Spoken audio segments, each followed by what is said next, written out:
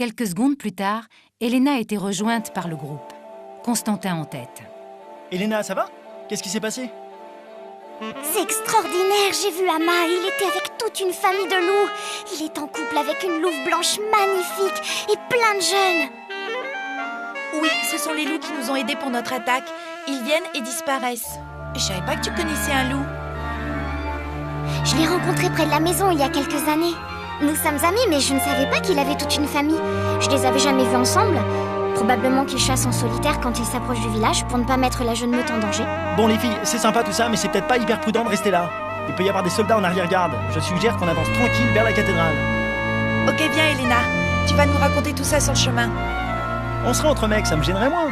Mais là, avec toutes ces fillettes à surveiller, ça me paraît pas prudent. Il est tout le temps comme ça ou c'est spécial à aujourd'hui? Aujourd'hui, il est plutôt modeste par rapport à d'habitude. Quelques secondes plus tard, Kostia se prenait le pied dans une ornière, glissait et s'étalait face contre terre dans la boue. Dans un éclat de rire général, elles lui firent sa fête. Oh mon Dieu, c'est avec ça qu'on est défendu, mon héros! En fait, c'est un pisteur.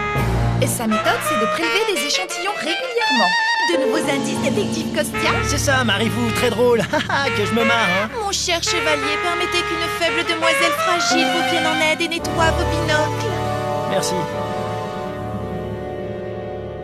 100 mètres devant eux, derrière des rideaux de fumée noire, cernés d'un bourbier de terre piétinée, se dressait la cathédrale. Pendant ce temps, à l'intérieur, Naïma avait appelé Youssef et Alicia. Ils se tenaient tous au fond de la cathédrale, devant un mur brûlé par le souffle des dragons.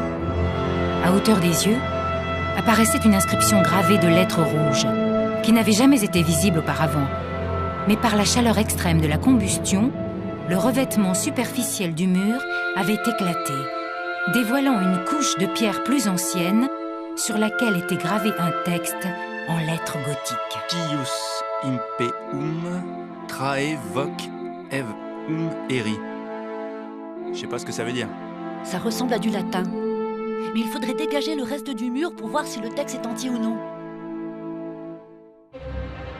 Naïma, Eric, Alexandre, venez nous aider. Il faut dégager le mur. Il faut qu'on voit toute l'inscription en entier. Ils se mirent à décoller soigneusement les morceaux de revêtement contemporain qui masquaient cette couche du mur très ancienne.